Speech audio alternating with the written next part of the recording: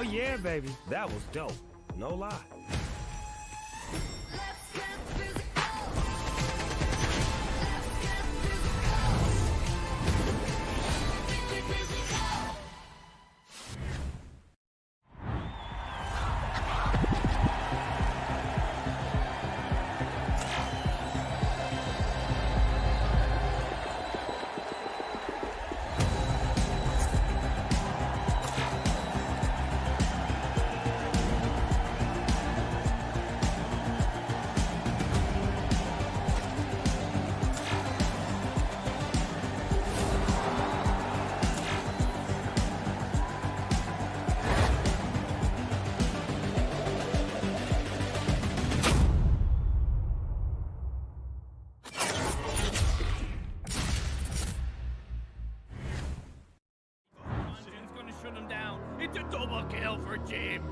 Oh my God, Jim! Pretty good. It's gonna be a triple kill.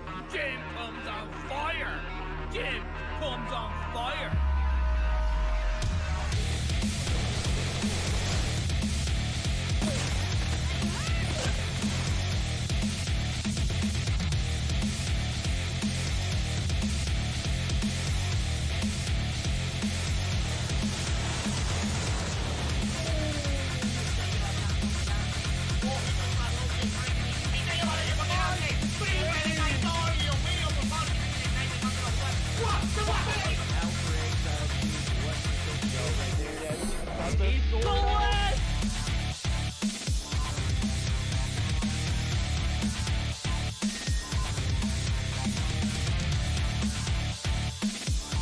Right angle, but couldn't land the shot.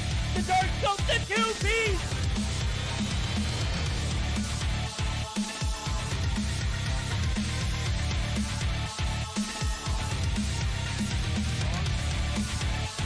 Oh my God!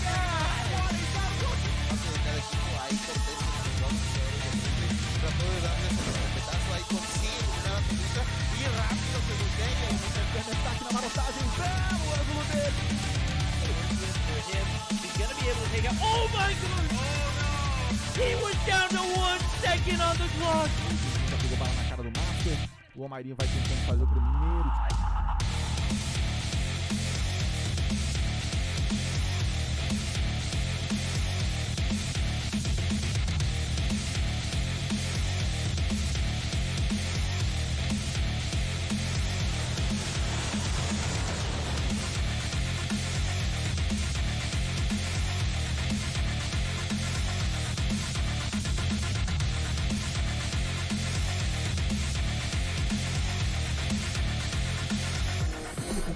Vai tentar o tiro por e bomba! Vem! Clutch muito difícil de vencer, mas...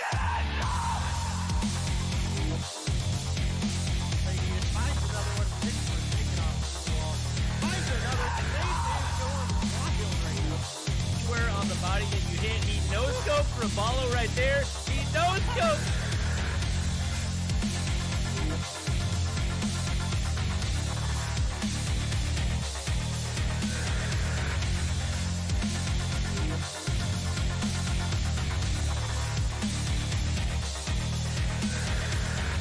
Termina eliminando a Jackie, igual queda solamente positivo por parte de repente, consigue la primera baja de este round, se da cuenta que no se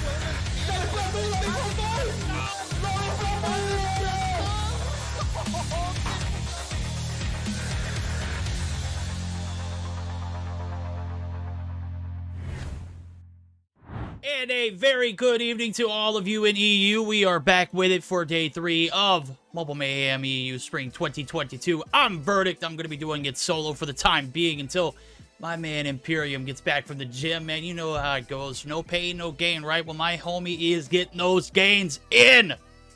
How's everybody doing today? Does look like we got a pretty stacked schedule as I'm taking a look at it. Pretty eventful Tuesday as well. This is a hell of a start for Mobile Mayhem, and EU has never looked better. I'll continue to say that season in, season out, and I stand firm by it. This is going to be the best season of EU Mobile Mayhem there is to date. And we're going to continue that same energy and momentum now. I know you're wondering what happened with the 117 Not Found game, as well as the Nova. Nova and 117 did square off. It was a bloody battle, chat. And depending on how today goes, we might be able to get that one in, as we are starting late every day of the regular season now. As for the month of April, players who are observing Ramadan, you already get the picture, okay? We're going to be starting at 9 p.m. Central European time. So scheduled for the day, looking pretty damn solid. We're going to start off the action with a little bit of Lux Aeterna and 117 Not Found. We have yet to see 117 Not Found live on broadcast yet. And I think this is a perfect opportunity to do so. And did I just hear a door open and someone jump into the VC? Can I get a little hoya in chat?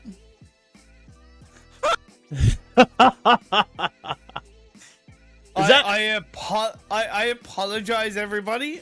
Yourself, Verdict, Ronan, and everybody, for my slight lateness. But had to get those gym gains, bro. Oh, that's what I was telling Chat. I was like, bro, no pain, no gain, right? Well, my homie Imperium's getting those gains in, bro. Is going to be looking ripped. It's going to be looking like, what was that Mark Wahlberg and Rock movie that nobody watched? It was so terrible, No Pain, No Gain? Yeah, it was god-awful, bro. I watched it, and it looked like it should have been like a Street Fighter, like, quality movie. It was bad. It was awful. It was awful. I'm going to get you an invite to the lobby. And please. Yeah, and then we'll get your beautiful face cam up as soon as you're available to do so. So I was just talking about the matches. I sent you the link. I sent you the link. By the way, you're a freaking saint, homie. Well, trying to be somewhat up in my shit per se. Yeah, you know, look, I might be guilty of that sometimes, right? Of course. How are you today, by the way? How is everybody? Oh, bro, it was. Look, I'm going to go ahead and tell you, I went to sleep early last night, and I did not wake up as I usually do. I think I slept for like 14 hours straight. My body feels like somebody hit it with a Mack truck. I don't know what is going on. But, hey, bro? We're good. Jesus. We're chilling, homie. We're chilling. Last night, I went to bed a little disgruntled, and I went and laid my head on my pillow and insta-passed out. Insta-passed out. Like, I'm talking, like, I didn't even get a chance to wait for the wife to come to bed and make it to bed. I was already passed out, and that's not normal behavior. So, be careful, bro. Oh yeah, we're chilling. Matches of the day. I know we were just talking about. We're gonna start things off with Lux Aeterna and 117 Not Found, followed up by Anarchy and Animus. That's another marquee matchup. Damn, this season looks just absolutely ridiculously stacked with competition, man. Illuminati, EU, and FN420 for match number 3, and then we got EuroElite and Qlash. Like, everything is gonna be stacked to the brim. With skill gap, with the amount of talent in the lobby, like I said it earlier before you joined in, EU has never looked better as far as talent goes. Interesting. Okay, like I don't know if I have that same exact opinion. Okay. Here's where my rough opinion lies. Individual talent, yes, I think it's the strongest level of individual talent in EU at the moment. And that's no disrespect, of course, to the last year and a half, because you have to start somewhere to get somewhere, right? And everybody else below has kind of laid the foundations, and everybody currently will lay the foundations for future talent, right? But team-wide, I don't know if it's the strongest team-wise, right? Okay. Really, like, I think the potential is there because of the individual talent, but team talent, I think that pool is a little bit smaller this season compared to seasons of previous. That's an interesting take, because I feel like if you were to stack up EU, you'd have two clear, like, top 2 contenders, you know, and that's Nova and Animus. And then on any given day, FN420, 117 Not Found, hell, even Illuminati can step into the ring and compete with teams like that and make it interesting. But then you've got, you know, newcomers to the scene. And I didn't even mention Anarchy. Anarchy looked pretty damn good on Tuesday as well. But they have been hit or miss every time I've seen them in other tournaments. So I can agree with that to an extent, but I can also say the top of the top is damn near always consistent. Yeah. And then the players and the teams who are, you know, up and coming, that talent is always, you know, there to surprise us. And I think that's what I love so much about EU. So I do see the players starting to stack up and, you know, move into the lobby. And I think we're getting geared up for our first series of the night. And that best of 3, I don't know if I've gotten a chance to even look at it. And from the cartography side of things, I can't see anything there, man. My eyes are just shot on me. Let me take a look at Discord. Like, you should see the way it's looked up in OBS. Like, I can't read 3 font, and I don't know. Okay, that looks like Hardpoint search. Hardpoint. Okay.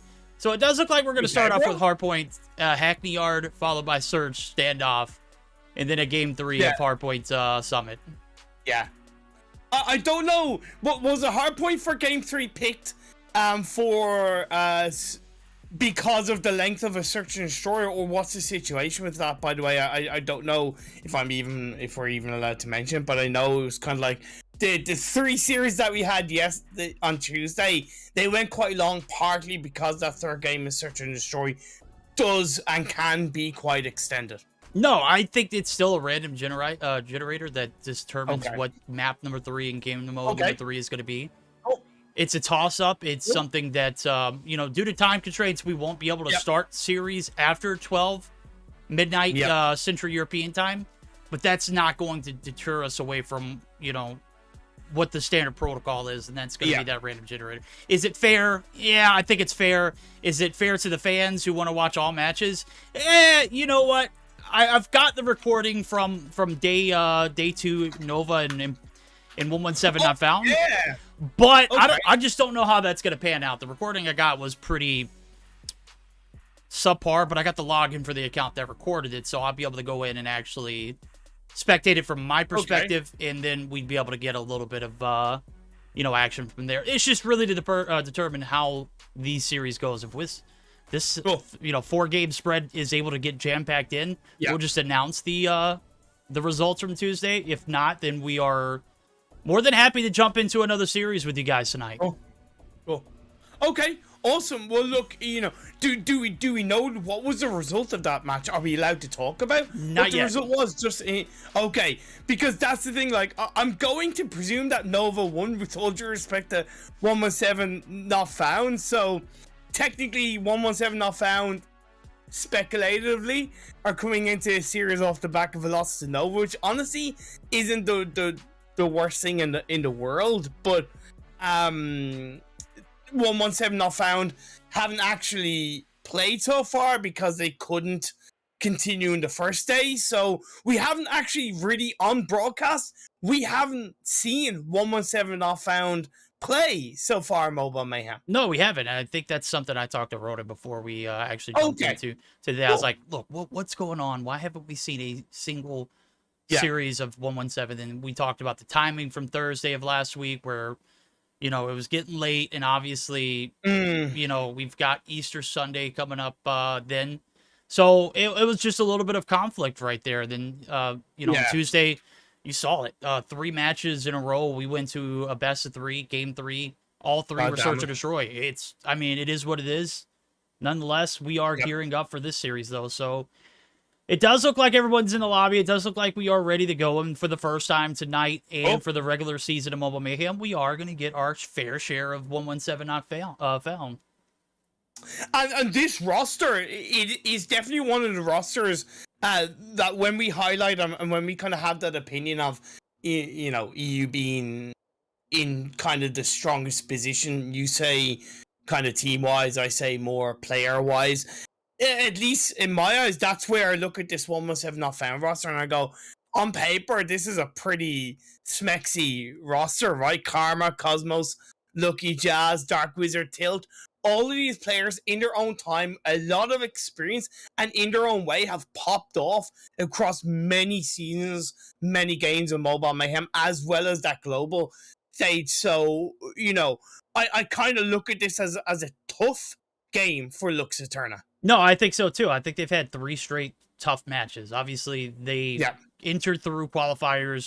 They have a top rank there. They didn't finish at the very top, but they competed and showed a lot of improvement over the course of that time. They get into the regular season. Obviously, we saw the Illuminati series. They took that to a game 3. It was a hell of a run there. The Search and Destroy was, you know, one for the ages. Obviously, they're getting their, you know, tough knocks out first. You know, this can make or break a team, and right now I don't see it breaking Lux. I think Lux is going to get only better from here. I don't think this is something that Definitely. this particular squad can look at and be like, well, damn, we just suck. We should probably just hit the hills. I don't think that's the mentality these guys have. Detel, Guffey, Parasite, all in all, have been solid players. They have competed against the best of the best. I'm sure they got their, fair share of getting railed against Nova in the first day of the series, which I don't think you got to see, but it was a 2-0. It was pretty brief. And I had Parasite come in my chat, and he was like, homie, we got embarrassed, but we're not backing down. We're going to continue the fight. And we saw that fight on Tuesday. I want to see that fight here today. Definitely, like, Daytel and Senka in Tuesday's games really showed out for me, as well as Parasite and at times Guffey.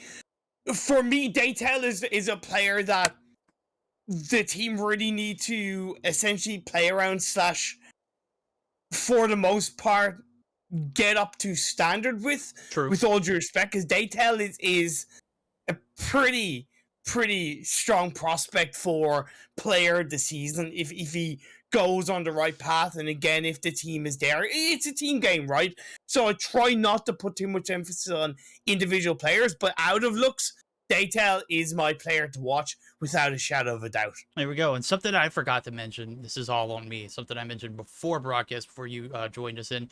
The MAC-10 is off of that 3-week cooldown period, so that means it will be used here in all of the series. I can guarantee you that at least 3 out of 5 players, if they're SMGing, they're going to be using the MAC-10. Why? Its mobility is just ridiculous.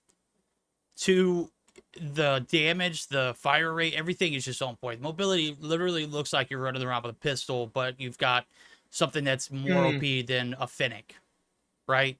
The hipfire spread, disgusting.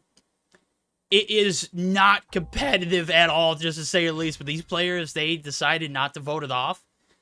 And I think this is going to be the byproduct of that.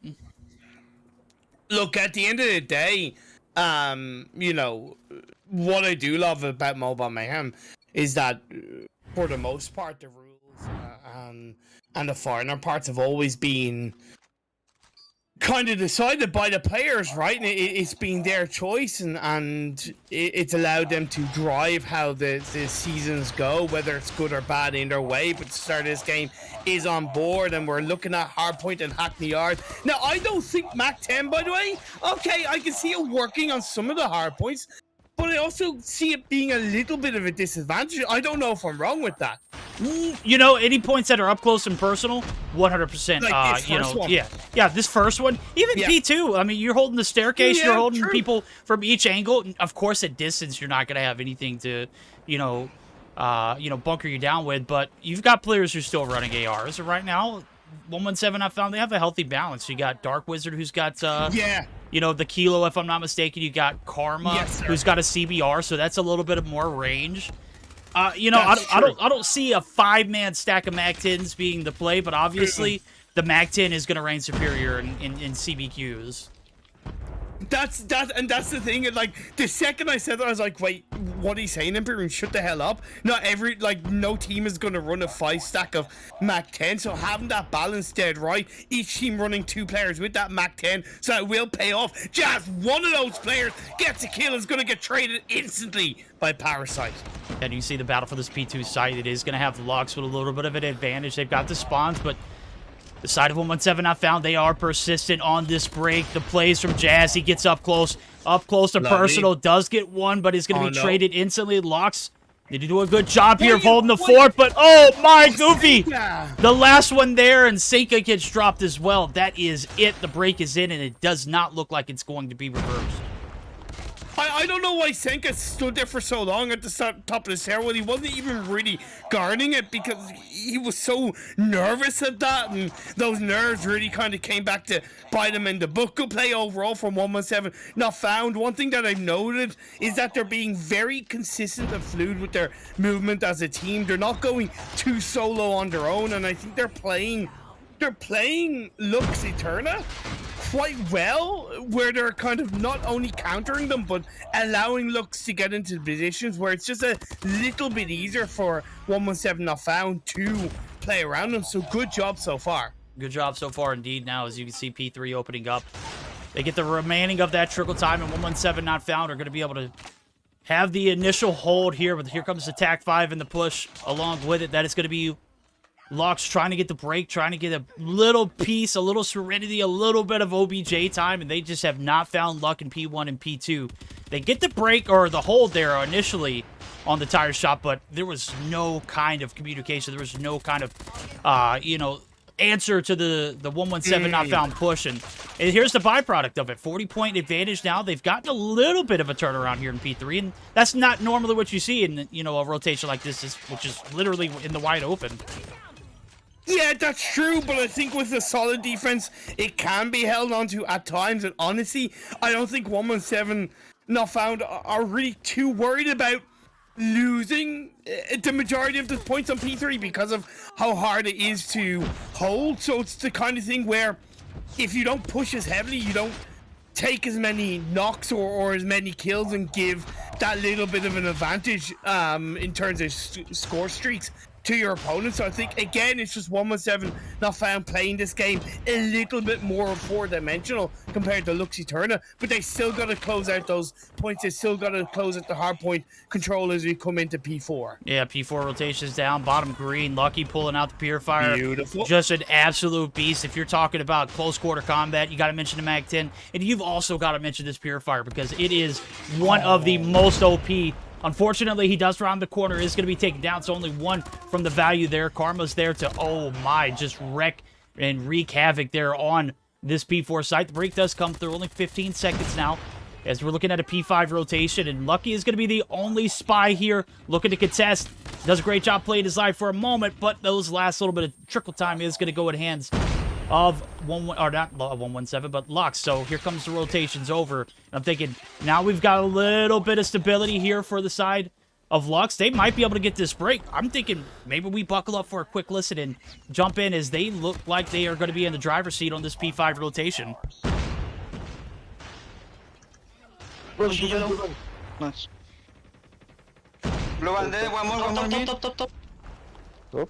One dead mid. No, top. Behind, guys. This yellow spawn. Oh, one will green mid. From the top there. No, one top green. The wall. Green wall. Dead. Yellow. Yellow dead. One blue one. One more yellow. Yes, thanks. Blue one. One container yellow. Oh, one mid, dead and... Police car. Annie, start rotating. Police car.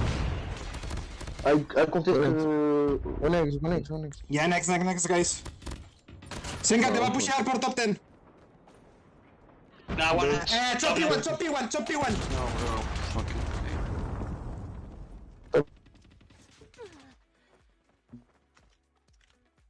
All right, P5, not necessarily where a lot of success was found there for Lux, but gotta admit, the rotations to break early was looking promising, but nothing promising about the matchup against 117 not found. They find a way to get into the P5 hill rotation, and now they have a 50-plus point lead in Imperium. Things starting to look grim. It was bright and shiny rolling into that P5 rotation, but here come the streaks. 117 not found, not giving up any kind of time here in this P1 rotation reset. Not too bad with the comms overall, but again, just too much solo play. It feels at times like they're playing as 4 individual players rather than a team, at least in this matchup against 117 not found. And it's not easy, I understand, but yeah, that's where I just feel like the exposure is there, and why 117 not found have just such a big lead, 182 to 103. I say Verdict, why don't we quickly go into 117 not found comms, because they have such a lead. Let's see it. P2 rotations bound. They're looking to extend their lead. We're going to go ahead and join in for a second listen in with 117 not found. Aguantar un poquito más, Cosmos, llego. No broken car. Dos spawn. Muerto uno. Voy a hacer un tapier spawn, va, chaval. Broken car uno. Low, pushale el de broken car. Muerto. Bottom side, buena. Otro top side. Muerto side. ¿Es con broken car? Y tirando siguiente ya va. Me quedo yo. Tractor, broken. Bueno, ok. Dos broken. El siguiente va. Pasamos de ellos. Uno más broken. Uno ahora medio y broken. Uno P1. Vamos next, chavos. Estoy green. Bueno, por P1. Top L. Uno green. Yellow, digo, yellow. ¿Muertos? Otro parque. Medio uno. All right, P2 under the belts.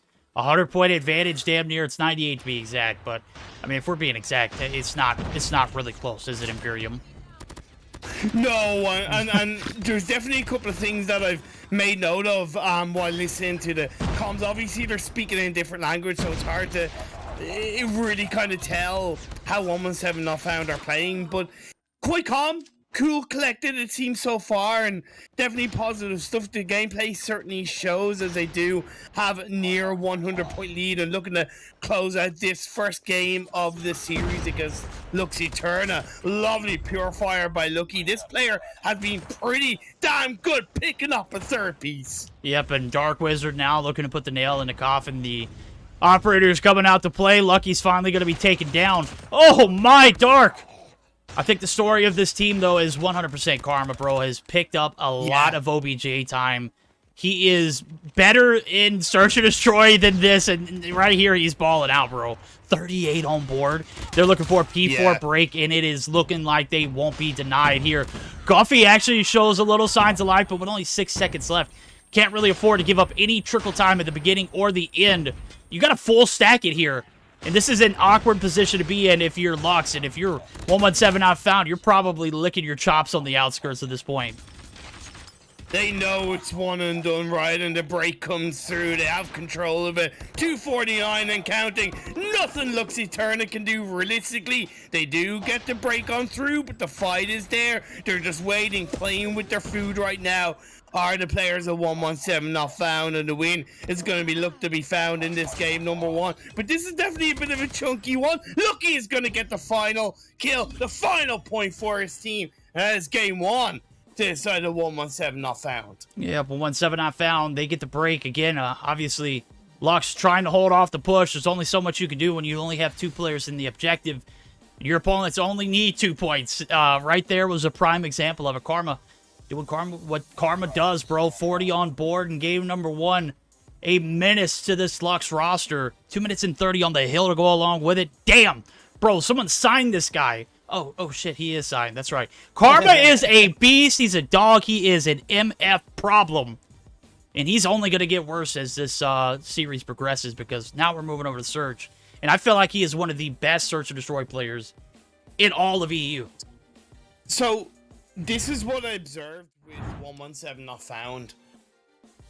And just, it complements what I mentioned about a stronger level of teamwork and strategy in terms of how they were positioning and overall dictating the flow of the game. Proactivity and pre-firing and really knowing where your opponents are going to be was so on point from 117 Not Found. Whether that's because Lux were a little bit more predictable than other teams, yes, but that doesn't deny that I noticed so many times when one of the players of 117 Not Found would get a kill, let's say towards the top of the stairwell, I think it's on P2 or P3, they'd instantly go to the window, expecting a player from Lux Aeterna to be coming through the window, and he'd get the kill. It's that level of proactivity, that level of kind of like, okay, we know where you're going to be, so we shut you down before you even get a chance to breathe. That was so good from 117 Not Found. Oh, it was. I mean, they found a lot of profit off those money hills. I mean, P5 was excellent for them. P1, they managed to get 40 plus points each time they rotated there. And then P2 was just Lux trying to get the break, and 117 finding a way to shut them down if it's not from the top staircase. You had someone down at the C dom site, and Lucky, who was holding off the push from every which angle from the garage site. So, I mean, it's a damned if you do, damned if you don't situation. I think Lux needs to find a way to stop feeding in pushes like that. You find a way to sustain the push, set up for new. Don't give these guys streaks. Don't give them the operator opportunities to revamp. And you've got yourself maybe, well, you still don't have yourself a better game, but you ultimately set yourself up for better results there. Obviously, maybe get that rotation in a little earlier, maybe figure out what the hold is, and, you know, no hold up here. This is going to be the second game of the match, deciding factor if we do go to that game 3, and with Search and Destroy bound, it looks like Lux might be able to even it out. I mentioned Karma being pretty solid on, you know, Search in particular, but I think Lux certainly has a lot of talent when it comes to this game mode as well. Shout out to Godzilla TV for the raid of 26 viewers. Welcome everybody to Thursday, the 21st of April, Mobile Mayhem Day number 3 of the regular season. This is the first series of the evening, and this is game number 2. If you've just joined, this is going to be Lux Aeterna going up against 117 Not Found. 117 Not Found won the first game in Hardpoint, Hackney Yard. That is right. 1-0 lead for 117 right now. We got the 1-for-1s, and Bomb stuck right here on the statue tank is going to be looking to make this rotation through. One player to deal with in Sinka. Dark Wizard there for the escort. Rounds the corner. The slide peek is not going to prevail, but Cosmos handles business. It's all on Guffy and Razzle. A little razzle dazzle, a little shake and bake, maybe a little 2v3 action. Bomb goes down. Now the pressure's on. 40 seconds on the clock. Karma covering ends. My God, this guy is just... he's just better. I don't know what it is about Karma. He is just 100% better. Finds a way up top blue. Goes unnoticed. And that is a problem. Just so good. Very proactive coming out from the 117 Not Found players. And overall, a pretty standard round 1 to be expected. This map on Search and Destroy, I absolutely love it. Yes, okay, the A-plant site tends to be the most prominent planting site, but I've seen a lot of potential in going for that B plant, especially when you're a player down. I think it can be a little bit more viable. Yeah, indeed. Now, Guffy gets hit markered there, and Lucky's looking for the cross. Is going to eat a few bullets himself. Lucky doesn't get the job done there. They don't capitalize on that player, and he does get away, so that is going to be still a 5v5. No trades intact. But here comes the push for the bomb side to tell. He's aggressive. 1, 2. Looking for a third. Oh! It's going to be shut down, but man, the damage.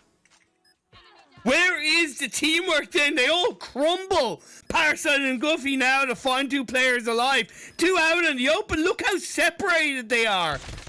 Verdict. Nowhere near each other. Where is the teamwork from Lux Aeterna? They tell. I said stood up. He has that opportunity, but the teamwork needs to be there, and there's 0 to nothing as Guffy has it all to do, but he just can't do it. That's going to be round number 2 of the side of 117 Not Found. No, I'm scratching my head after that. You see Detel come through with the 200 IQ play. He gets 2, and, you know, his demon work is not going to go noticed because you've got players who are kind of stuck up in translation. I didn't even see what happened to the other 2 that dropped, Sinka and Razzle. I know Parasite and Guffy were the last 2 alive, but let's be realistic about it. Where were those players at, and what happened there? The collapse was real. There was 4 players on A effectively, and you're telling me you couldn't find any action there? I don't know, bro. Detel is a freak, bro. He is a absolute dog. Oh, man. So good. He's going to swing around the side of the track there, but unfortunately, Cosmos is going to shut him down, and again, I'm forced to ask, where in the blue hell is the team support? Now, maybe there's something to be said for Daytail going too deep on his own, and that's something that could be an element. You were talking about it earlier. You're talking about it earlier. You know, this Daytail player has so much talent. They should be molding and supporting around that instead of doing anything else, really, right? They should be supporting his ability to slay out. And I don't see Lux capitalizing on that.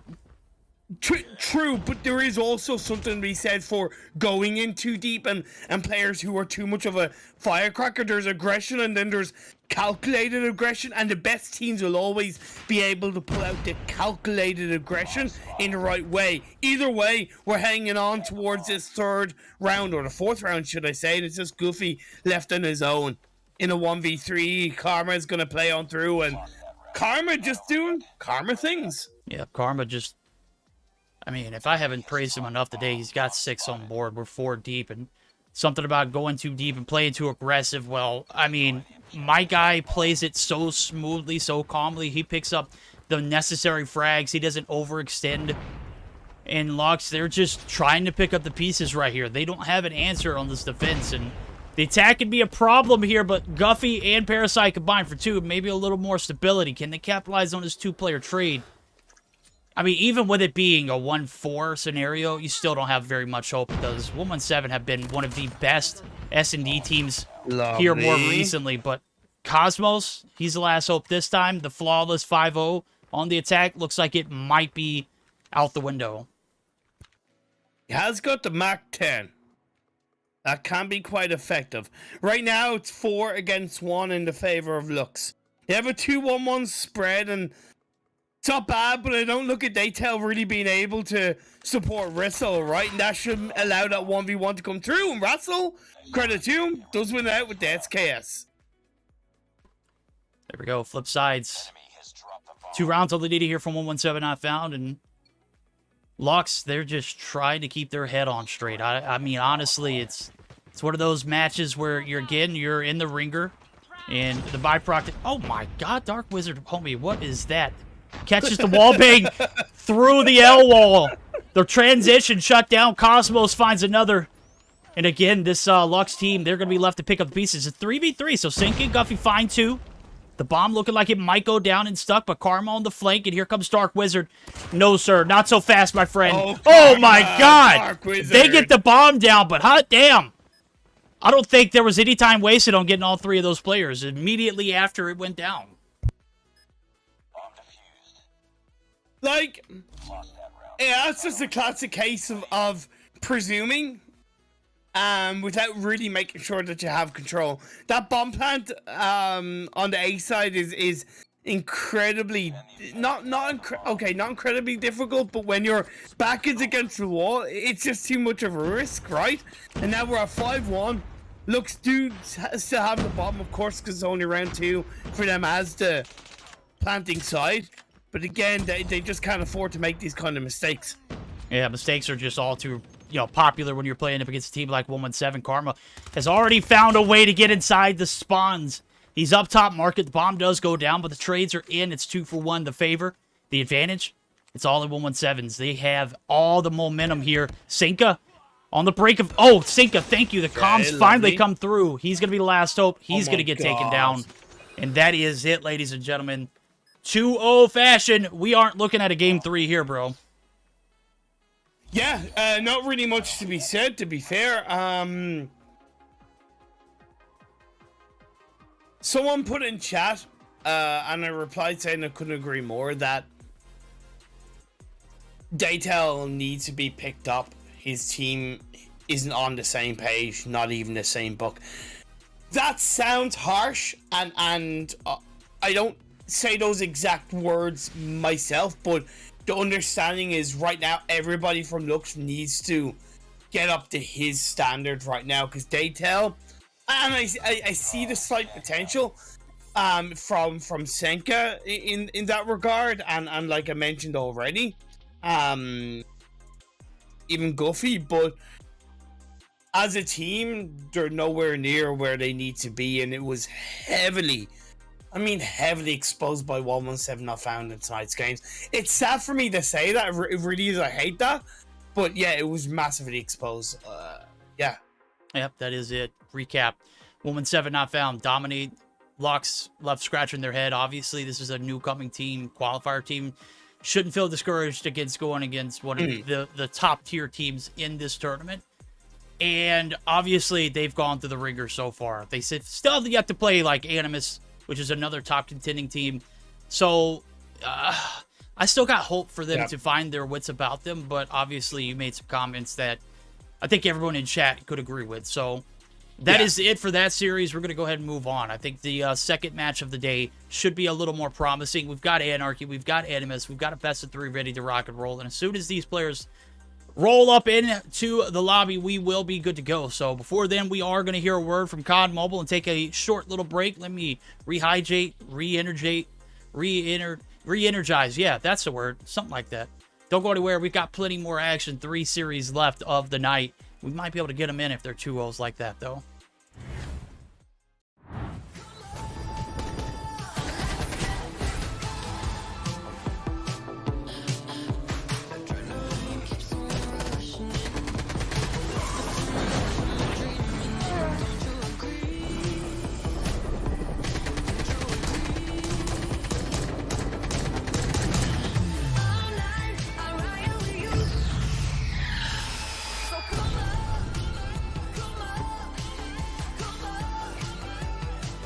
Oh yeah, baby. That was dope. No lie.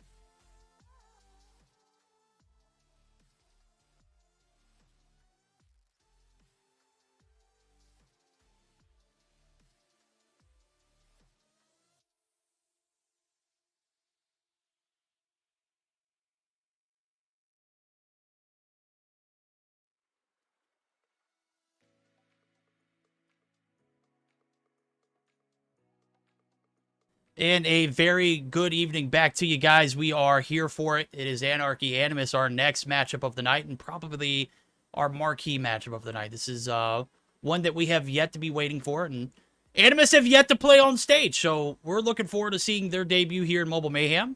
And lo and behold, we've got Imperium here on the ones and twos to rock and roll with it. So, what are we thinking here? This matchup has a lot of promise, right? Looks. Always been a fan of Anarchy. I think Animus has a rich history as a name in Mobile Mayhem. So this matchup, I think, is going to be a close one. I expect this to go to a game 3. Realistically, I would be kind of surprised if it's 2-0. And look, a big victory if it is 2-0 for the winning team, but I certainly expect us to go to a game number 3. All right, well, speaking of game 3s, we're going to be looking at the map picks. Best of 3 leads us off with a little bit of a standoff, hardpoint, search and destroy, meltdown. Oh my god, this is a beautiful rotation. And it does appear as though a hardpoint hackney yard. Is that a hardpoint or is that a search? That's a search. I am blind as all get out, but you can blame... No, it's hardpoint. That is 100% hardpoint. How is this accurate? That is not. I just saw Animus. They always block this map in the veto, so... Obviously, we are trolling, and I'm throwing. What does best of 3 have us ending off with? It's a search and destroy, so it's not hardpoint. I can read, and I was deceived. And I've never been sold harder, Ronan. Was that Ronan throwing? I mean, does a bear poop in the woods? It's true, a bear does poop in the woods. So that indeed is fact that Ronan throws. Look, hook, line, and sinker. When I look at the rosters of both of these teams, I do see Animus being a bit stronger on paper, right? Grizz is just a player not to be messed with. You give him an inch, he's literally gonna take a 500-mile run onto you, right? Narcs, Marvel. Both absolutely fantastic players. Andrari is very well-rounded overall and is able to fill in the gaps in a strong way. Godzilla, I look at as being the kind of dark horse of the team in terms of I wouldn't be surprised if he has a bad game or a bad day, but also wouldn't be surprised if he can have an absolutely strong day to help his team get victory. Overall, like I said, I think Animus on paper have that slightly stronger roster than Anarchy at the moment.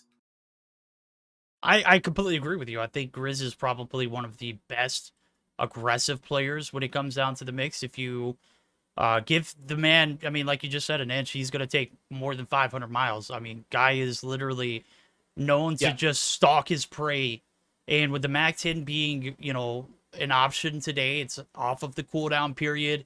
I would expect him to, you know, run that. Usually he's a shotgun main, right? He got and built his game around that, but he has clearly adapted to the shotgun ban and was able to run the Finnick at times. And this gun, the MAC-10, is a slightly better Finnick. It's just a ridiculous mobility machine, and the TTK is pretty uncanny. On the flip side of things, I think you do have a roster that shows a lot of promise. Derek's looked damn good on Tuesday. Onura always looks good, bro. Always had those accusations come through, as well as Raid when Raid was a player in the competitive scene. I don't know why Raid has you know, kind of stepped away. Maybe he's underage. I don't know. Genius, his name just tells it all right there. The Nev also I got the chance to interview him a season before last. He's a professional football player, so I mean, of course, bro's going to have superior hand-eye coordination, even though it's probably hand-foot that, you know, is required for football and not hand-eye. But you get the translation. You know, it's all there in athletes. It's all too popular. They're good at one thing. They're better in multiple areas, too. So we'll see how it pans out now as everyone's geared up. Everyone's all green check marked across. We're going to go ahead and dive right into the action. And Imperium, based off of what we see on paper, nothing that we've seen previously. On paper, who do you got winning this series? Oh man, you're killing me. That's what I do, bro. Anarchy. Screw it. Okay, Anarchy. I'm going with Animus. That's probably the easy pick, and I think you're going with the Wild Horse, and I appreciate that. I mean, those odds pay dividends, and we'll see who pays dividends on this P1 now, as Courtyard is about to be a bloodbath. Some would say a graveyard. Nonetheless, first few kills, they are going to be in favor of Anarchy, so slow but surely they are going to inch their way onto the point.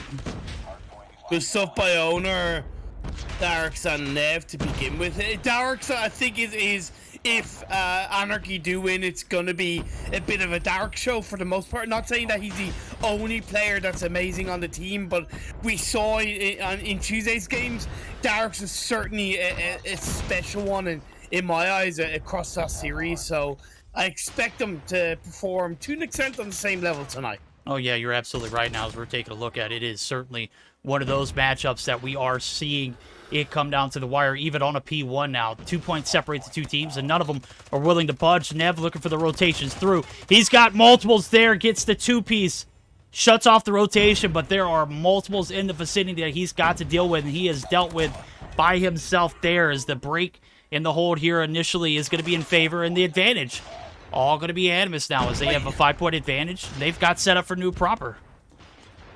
For a second, I thought Nev was using the Holger, and I was like, really? Over the fact of the Mac 10 and even the SKS? Yeah, he is using the Holger 26. That's I'm not saying it's a bad gun, but I suppose it just wasn't expected to come out.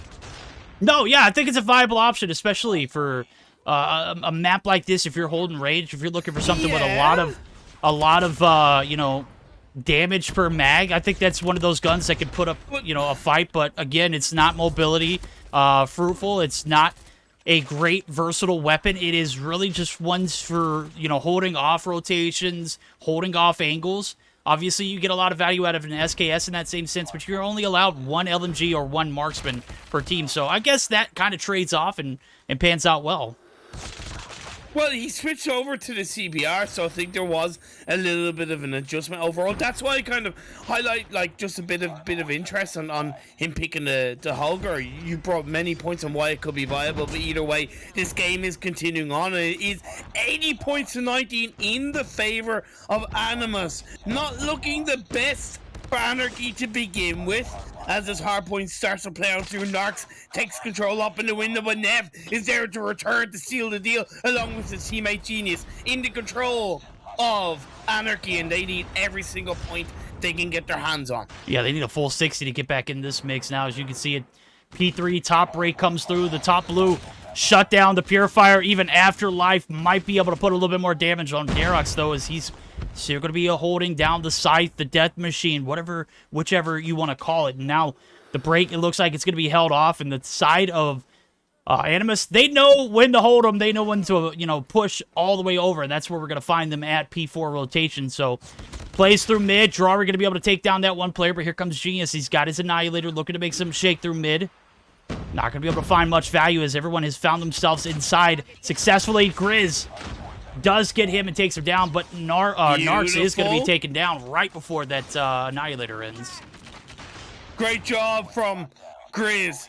I think he's playing wonderfully with this Mac 10, and he knows how to utilize that gun the best way possible. Casilla is having a pretty good game himself, up 15-11 on KD. Narcs, he's being a bit quieter, but he's certainly doing a great job of having the objective control, right? I believe 76 seconds on that objective control. Oh, absolutely. I mean, that's prudent time. You know, obviously they're up by 50, and you could thank him for a special reason for that. The break is going to come through on the backside of the boxes area. Oh! What? Oh my, they all fall. That's 4 in the feed there for Narcs and Marvel alone. Drawer going to find another 2. This is just a bloodbath of a push there that is going to be shut down, and the lead is going to be extended. And now we're taking a look at the lead. It's 60-plus points. I'm thinking with this P1 reset coming through, I think we buckle up for a P1 reset jump in for a listen in. And I'm thinking we roll right into the side of Animus and see how they sound as they are buckling up for a Game 1 victory here. Only about 120 points needed. One broken. Top lane, Top lane. Nice. I get him. Nice. I think there's one in blue. Yeah, mid. Two daily. I got one. One more mid. Mid. You might push broken. Push mid. Market, one more. I'm going for some market. We still last one. That's good. I think they're pushing front. Maybe tractor. Top granny, one. One mid. Top granny, one. One dead outside. Yalla. Spawn fake. Nice. Broken. Cool. Get him. Nice. Shit. Awful. Good shit. Watch that. I'm next. I'm pushing you blue van. Come next. One's on new. Okay, dead. One shot on you, actually. Bottom. Dead. Come you guys. Watch market. Watch out gas. Okay, nice. Watch guys. I'm going to use market. that T-spawn. I have market. Alright, let's go. We got this. Come on. One top market. Back alley. Market dead. Nice. Pushing bottom. Spinning gas. Yeah, we spawn boxes. They're going gas. Use your utility. One fight now. Hop him. One watching. Jump up dead. Bottom left. One back by two. One more. Backside, Daniel. I'm with you. Hey, je push, sa mère. Backfuck. Nice draw. One gas. Inside gas. Backfuck. One gas. Tu es là? Gas again. I'm cookus. Two bottom. In spawn. I got two bottom. It's alright, chill. Gonna. Just a lot of information being thrown out there. I don't know who does it better. Animus, they are one of the Zim coach teams that whenever I talk to Zim, they come through and it's business to them. They want to know how to get better. They want to know what it takes to win. And if those comms don't reflect a team that wants to win, I'm sorry, homie. Yeah. I don't know where else to lead. So, firstly, those comms were so energizing, right? So energizing. So big respect to the Animus boys. But the one thing, and I'd say the only thing they really need to clean up is talking over each other, right? When you have people talking over each other, it can at times, especially when you're losing, lead to more frustration, lead to more stress, because people don't feel like they're being heard. So again, be aware that when you speak over each other, it's not as clear, it's not as coherent, therefore the confusion can be laid out. Overall, very positive though from Animus, and the performance speaks for itself. We have seen some great turnaround from Anarchy, and they've kept that lead, or that deficit should I say, to around 50 to 70, but Animus, they seem to right now want it a little bit more. No, they do indeed now. As we've had a chance to listen in with Animus, I'm thinking we give Anarchy a shout, as they are looking for a P4 hold that could turn this game back into their favor. They won't obviously have a lead, but they would be able to keep it close. So we are going to get a chance to hear them sound off and see how those comms are for this last little P4 rotation. Hostiles have the hard point.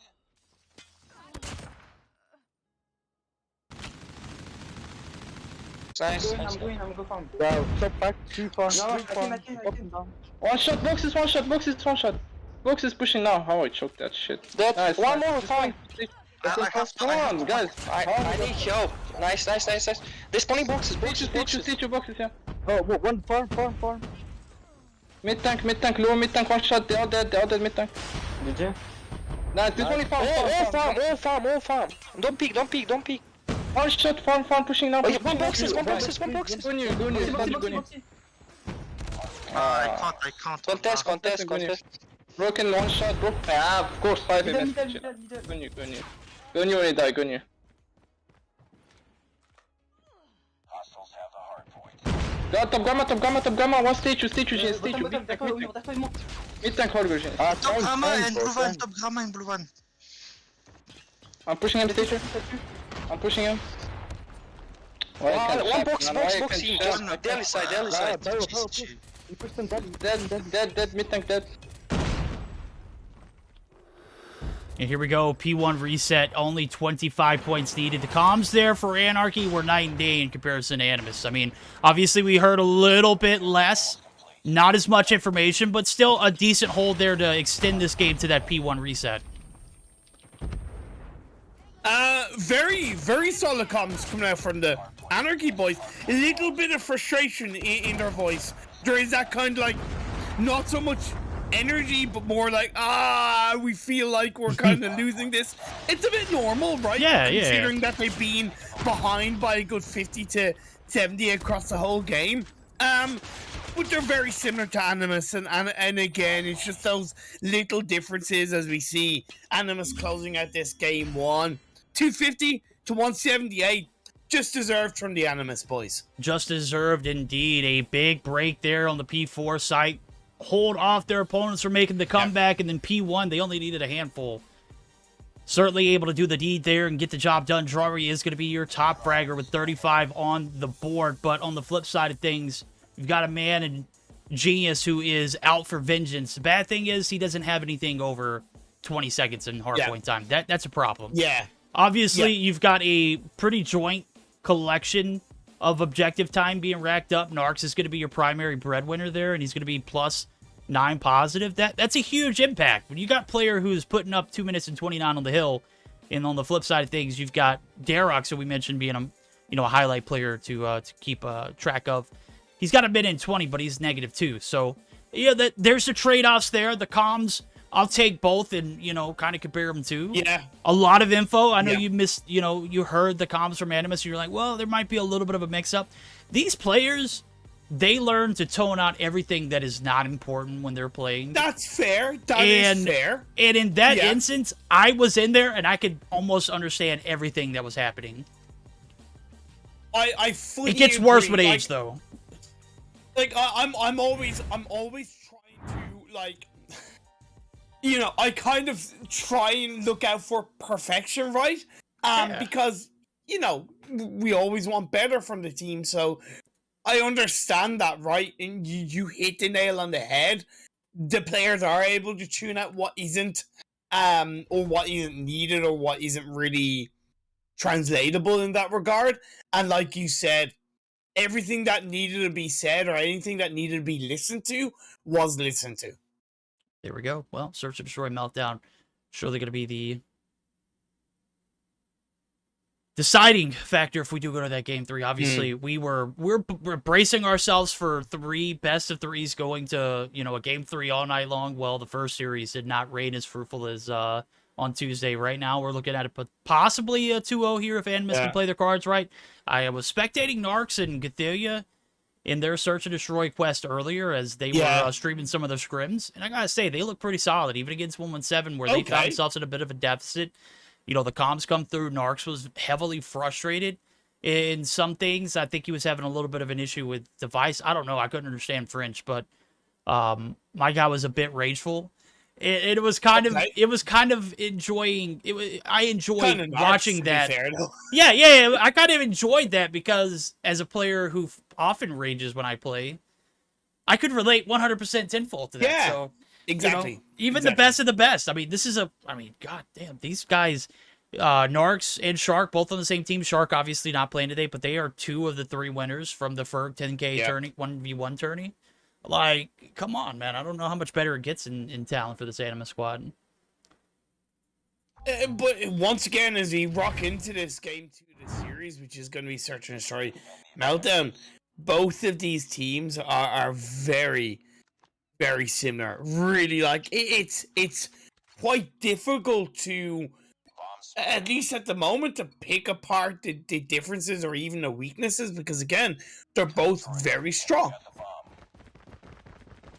Here we go. The attack here for the side of Animus. We'll see how strong they are as they go for the bold eco challenge through the top side of Nuclear. Stack, Nev, and Genius, they are going to be pushing up right into their own fate. And Rasmus now going to be left alone. Marvel doesn't even get him a chance to drop down.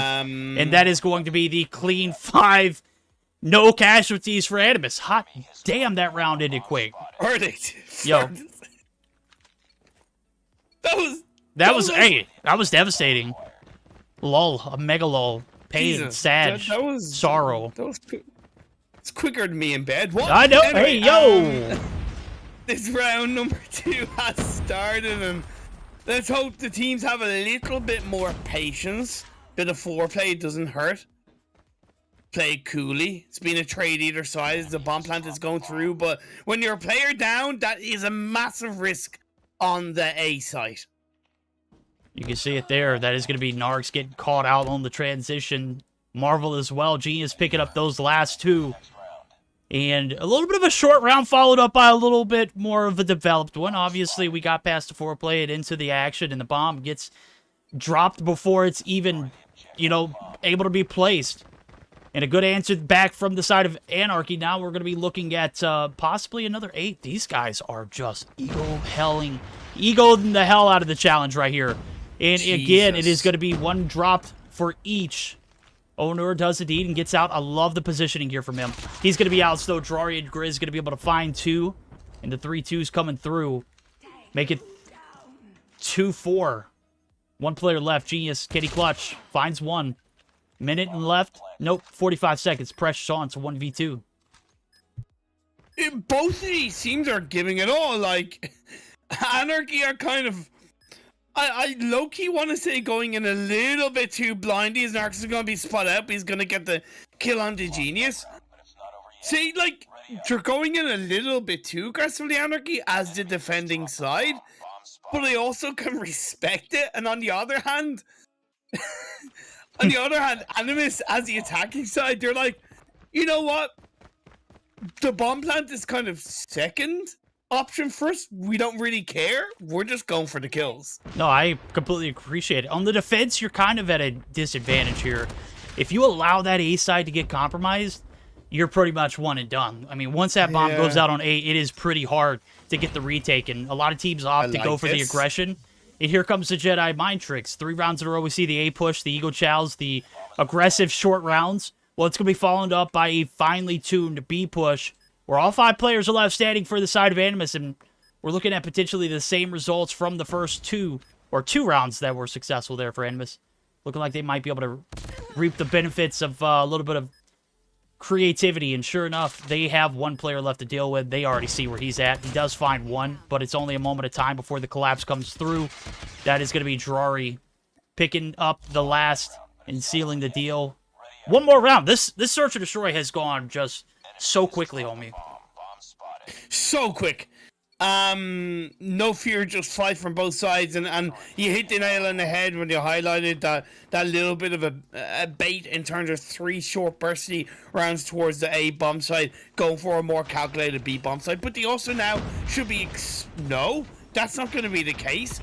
Darks is the only one that goes towards that B bomb side, and he's going to pay the price. All 4 other players went towards the A bomb side. You fell for it again? Oh, that's a little bit of an F. That is, man, perimeter control on point there for the side of Animus. The bomb goes down B. Oh my, the nasty head glitch. Narcs with a slither of health is going to be able to beam Rasmo right there, and here it is, the last player in Genius. Yet again in a 1v-something scenario. This might be another flawless round here for the side of Animus. Narcs rounds the corner, the slide on point, the shots even better. 4-1. My. I think collectively we've seen about maybe 2 minutes of actual gameplay in this game too, right? Just ridiculous the amount of time that has been blown through. I don't know if it's been fixed. Yep, it is. Yeah. Cartography. Yeah. No worries. It's all good. Yeah, absolutely fantastic stuff overall coming out from Animus. Now it's up for Anarchy's turn to really kind of show us what they got right. They're 4-1 down. Darks has a bomb in his hands. All 5 players alive. Marvel, now the last player for Animus, has it all to do. Yep, bomb's going to go down. 42 seconds on the clock. The pressure this time around. 100% for Marvel. The clutch. Out the window. Nev rounds the corner. Mac 10, banana peels.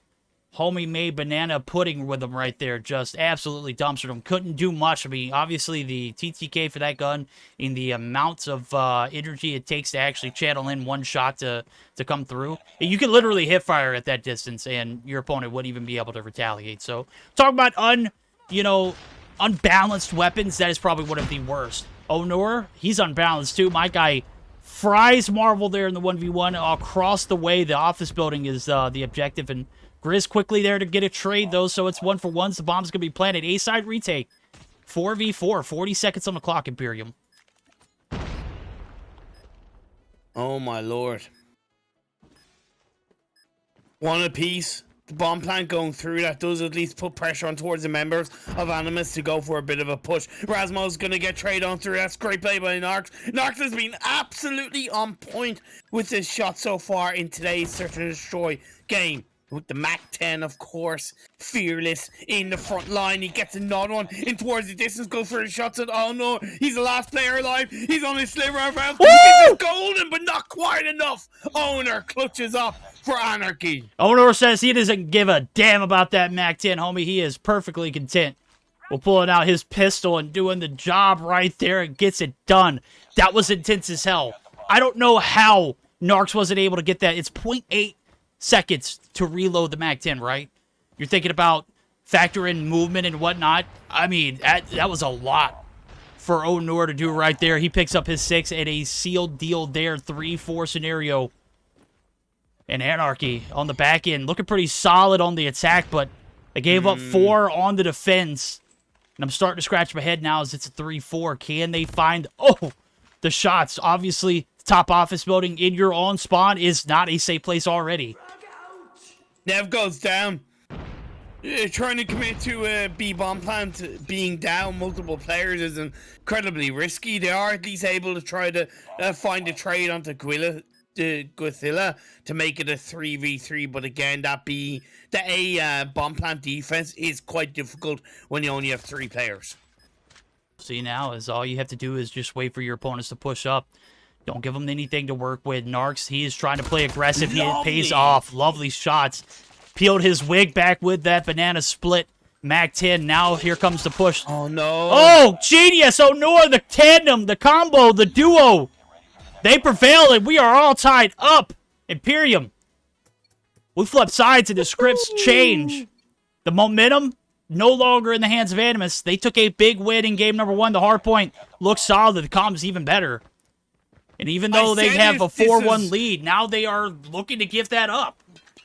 I said this was most likely going to go to game 3, right? But I guess Narcs has been standout. I mentioned it already. He's been absolutely incredible. Grizz and Drari go down instantly. At least a trade comes through onto Nev. But still, the body advantage over to the attacking side to take the lead in this Search and Destroy game for the very first time. Can Anarchy plant the bomb? Yes, they do. Now they can just wait. Yeah, nuclear stack, obviously. It is not a matter of time on your hands. It's obviously just, I don't know what the hell Rasmus was doing there. You didn't need to overextend. Genius in the corner right here might be able to get the revenge, but no, he's going to be out. Does find one before he drops, and it's a 2v2. Darox and Onur looking to repeat. There you go. Oh, Narcs.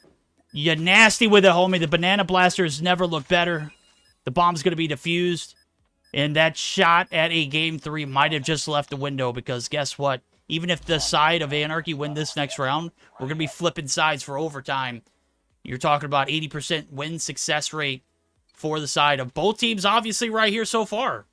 I mean, it would have to be the 4th round coming through for the side of Anarchy on the attack right here, but the defense for both teams have looked lackluster, to say the least. Come on. Why are you going for the A bomb plant? Now, in your last round as the attacking side, you've yet to go for a B bomb plant at all. It would have been the perfect time. And look, props to the side of Animus, because they actually predicted that, right? They all didn't send it towards A. They actually had to look towards B.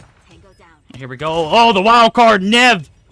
Left in the building, does catch Chu on the transition. Gathelia looking to play his life. He's going to get some help there from Narcs. Oh, my, the push in. Grizz, the last alive. Woo, genius.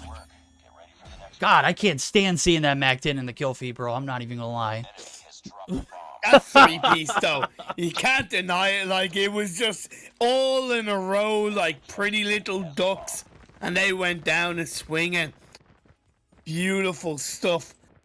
I still think a B-bomb plant would have been more advisable, but I understand where they were coming from. They stuck to their guns and ended up working out in their favor. But now we switch sides. This is the match maker. If Animus win this, they win the series 2-0. If they go down, it's gonna be a game 3. Here it goes. Bomb's gonna go down right here. Not a beat wasted there. Drari catches some shots, but he is out of position, homie. He is gonna find one. How the hell did he make it through without taking any damage? Well, lo and behold, here comes Onur. The 1-for-1's coming through. We got 30 seconds left. The retake here, the 4v4, 25 seconds. It is just time melting off the clock in meltdown. Push through the backside. 2 players looking to make the breach. Derox, no, he wins. One shot, lovely. though. Oh my god, this is so close, the intensity. As Rasmo's gonna walk in, but with the Mach 10, he trades it on the slide. And now Grizz, he picks up one, trades on through. Marvel's gonna get the 2-piece, and it is going to be 6-5 in the favor of Animus. 6-5 win. I told you, on the attack. 80% success rate for both teams. As the numbers come through, you put yourself at a disadvantage of being in the defense, but hey, can't really, change that up. Got to find a way to win that 5th round in Search and Destroy on the attack. Obviously, we were talking about maybe creativity coming into play for a B-side push. We didn't see anything. If it ain't broke, don't break it, right? Well, in order for you to win that map, you had to win 5 rounds in a row on the attack, and that just was not the case for either team, but for more importantly Anarchy, who was playing for the life there. So 13 on board. If the man is not doing it with the DLQ, he's got the Mach 10, the trusty little banana blaster. The banana peel back the skulls of your opponent, and it just looks so disgusting, homie. Rotten bananas at that, homie. But both teams are very strong. And I don't hold this 2-0 loss to Anarchy as much as I thought I would when I looked at the potential result. As I said, I expected it to be a 3-game series. But I don't hold it too much against Anarchy, because I think Animus, I know it's somewhat early into the season, but if you're looking at a team that could upset Nova, right now I'm looking at Animus. There we go. Darks on fire.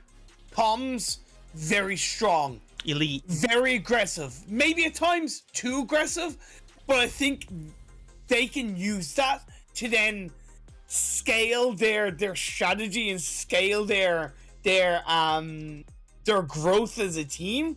Again, to potentially challenge Nova. Here we go. I love the words of wisdom coming through for the man himself. That is right. One and done there. 2-0 fashion for the side of Animus, and Anarchy going to be punching air after that kind of performance. Obviously, took it to a round 11 in overtime. Is anything but a toss-up on that map. Obviously, the attack, if you find a way to get those entry frags and get that bomb down on the A side, is just ridiculous. But the B side push does prevail for Animus, and as it takes us to... That's right. I'm looking at the results of the day so far, if you're just now tuning in. 117 not found, 2-0 over Lux, 2-0 for Animus, and is that a forfeit in the mix? It is. F and 420 are not able to produce the numbers possible to play tonight, so Illuminati are going to get those 20 points on F and 420. Shame. Man, they won 15 points for the 2-1 win on Tuesday. They lost 10 of those points. They're going to be stuck at 5. So that's tough. EuroElite and Qlash are going to be our next series. So we'll talk about that and more moving forward as we're going to get geared up for our 3rd series of the night. It is going to be EuroElite and Qlash. Trying to see if we are going to be able to get that 4th series of Nova and 117 from Tuesday played on stream. So let me negotiate with the robot and figure out if it is going to be allowed in time restraints. So we'll be right back after this message from COD Mobile. Don't go anywhere. We're going to have plenty of action ahead of us.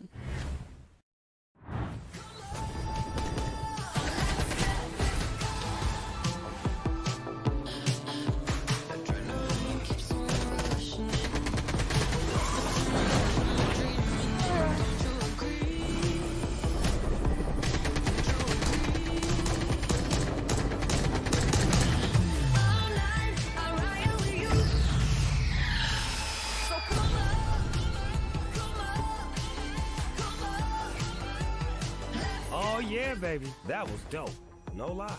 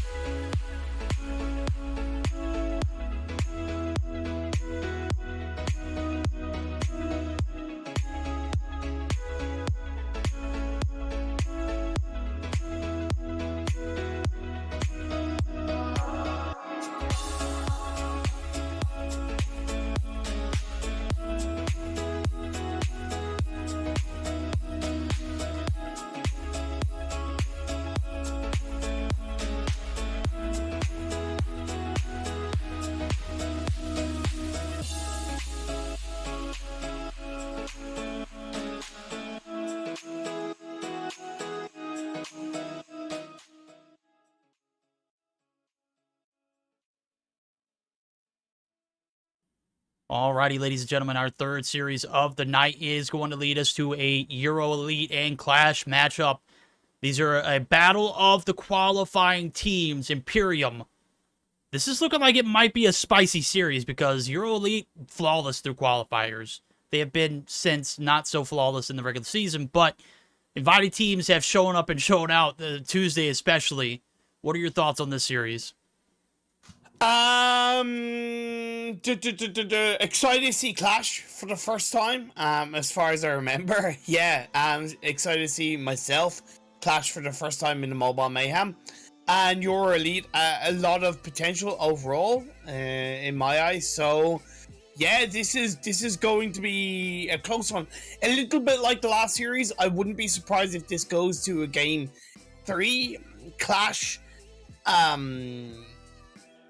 did win 2-0 against FN 420, albeit with I think there was a ban perk in the first day, which helped Qlash to an extent, if I'm not mistaken. Correct. But I definitely think this is going to be a closer contest. Good potential on both teams. Yeah, it should overall be clashes. No disrespect to EuroElite, but at least from what I know of the players, I see more in the Qlash side, but I'm open to surprise us. There we go. I completely agree with you. I'm taking a look at the rotations now. We're going to start things off with a little bit of a hardpoint raid. Search and destroy on firing range, and if it does go to a game 3, we are going to be looking at a search and destroy on takeoff. So 50-50 draw on that last game mode, and then it's odds that I can't really predict on the map selection. Obviously, you got map bans still in the mix. Weapon bans out the window. EuroElite and Qlash set to gear up for a big best of 3, and Qlash looking for the revenge from qualifiers now as we're getting geared up for it. Looks like we are going to be flipping sides, so need to take a look at the... yeah, there. We're good to go. Looks like best 3's ready to rock and roll. And I gotta say, we hadn't had a chance to do listen-ins with EuroElite as of yet, with Imperium in the mix, but I'm thinking that you're going to enjoy that, bro. EuroElite especially. 100%, homie. 100%. They're solid. In what way? They're so solid, bro. There's never any... Well, the last few times I've done it with them, the first time when they entered in to Mobile Mayhem regular season last season, as a team, they were a filler team. Right? They were picked up last minute. There has been talks that they have been playing together for a while, but per, expert source, and I say expert source in quotations, that expert source is Coach Sim. So, I mean, take it for what you can. But per his source, they were a team of ranked warriors. And that was, like, being gracious about, this particular squad. I'll continue to say that even though I've had players come in or... captains or coaches from that team come in and say, oh, they've been playing together for a while, but professionally, they are little to be they're not known.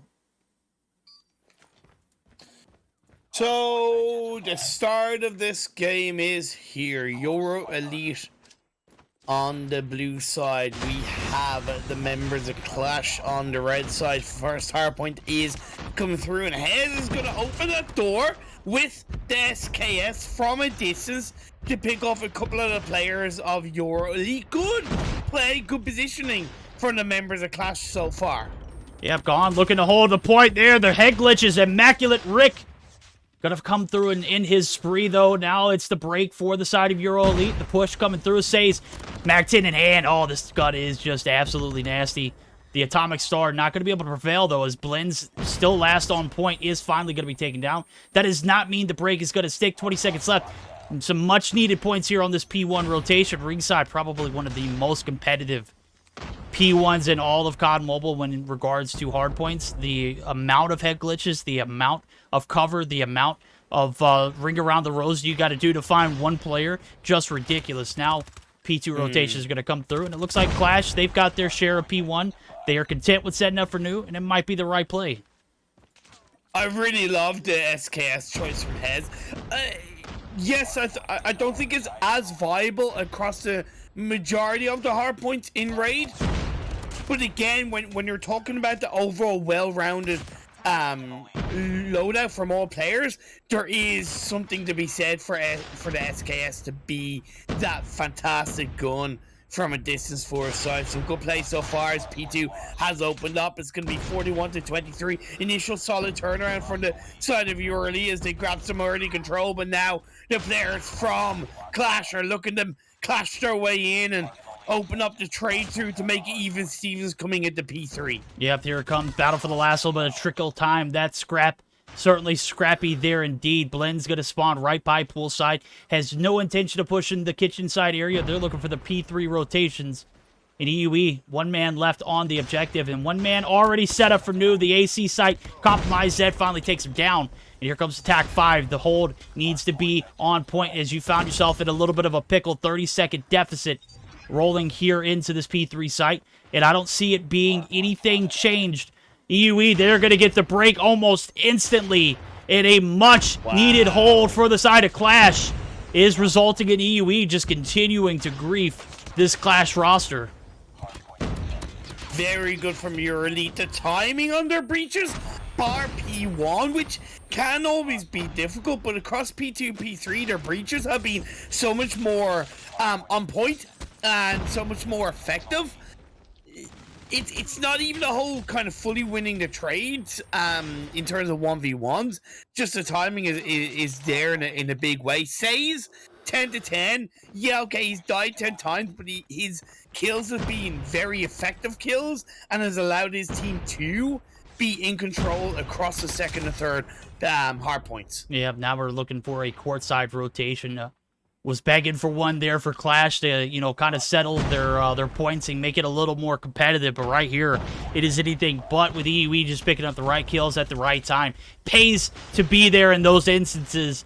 Looking like they might be able to get a break here of top side of the staircase compromise. Kree covers the ends up on the sniper perch, and here comes the streaks. This map, this point in particular, just absolutely beautiful to make it rain.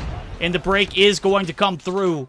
EUE now have operators, now have plenty of streaks to work with, and I'm thinking, with all that momentum, we join in for a quick listen in for the side of EU as they have taken over and have not let off the gas pedal. One kitchen. One in the point, one in the point, one in the point, one in the point. Only one. Let's push. Money. I go next. No, they use the Sparrow, it's fine. We can go next. I have a cluster. Sparrow is low. Stills, be careful. One coming. One mid steps, one side. She's dead. I'm watching for you. Kitchen. Yeah, dead. Bro, head still full, spawn killing. That is one shot in point. I can lightning first. I use my TAC 5 too. One, they Pillars, they playing for ring, No, I kill myself. Oh, one pillars. Once, yeah, this one missed. One 6 blue. Oh, how did that get you, bro? I'm just violating. Oh my god. Z, mid step. I'm watching you kitchen. Yes. One pillars. From kitchen. More on the side. We got 3 on side. One pillars. I'm spawning pool. I'm pushing from kitchen. We need to start rotate for next. Nice. If you have point, come push with me, Rick. Come push with me. Yep. Wait for me. I'm pushing first. Go. He's laundry, he's one shot. Mid light. Dead. Nice. Stay laundry, come. all dead ring. Laundry, one top laundry now, SKS. Yeah, I need help. I'm surviving. Nice. I'm gonna push laundry, then I can cluster it. No, one secret. Storm secret. He's no one. Pillars, 2 pillars. No, laundry. Pillars on top laundry. No, It's straight to laundry, guys. Straight to No, it's fine. We are not gonna. It's fine. It's helping. All right, healthy dose of comms there. A little bit of a change of pace. EUE offers just such a unique experience with those comm listen-ins. They have a great combination of banter. They have a great combination of call-outs, confirmations. They just really hit all spectrums of the listen-ins. You know, something that we look for in these teams. And just a solid job of doing it. And we had fun, too. I laughed a little bit. I gotta say, that was perfect. Perfect comms. Near perfect comms. Yeah, I couldn't have said it better. Like, I kind of got lost in their comms. That's how good they were. I got lost. It was so clean, and yeah, of course, Qlash are putting up a great fight, and I'm looking forward to hearing their comms. But it's definitely a big reason right now why EuroElite are ahead in this game. Yeah, you're absolutely right. Now 37-point advantage, make it 38 to be technical. 3 players on new here. Kitchen side looking to be a spicy rotation. We saw the setups early for the side of Qlash, didn't pan out. Well, we're going to see if they pan out this time. We're actually going to go ahead and join into the listen-in for their team to see how the comms are and see if they produce better results on this P2 rotation. Mid. One more. Corner. Nice. Two money.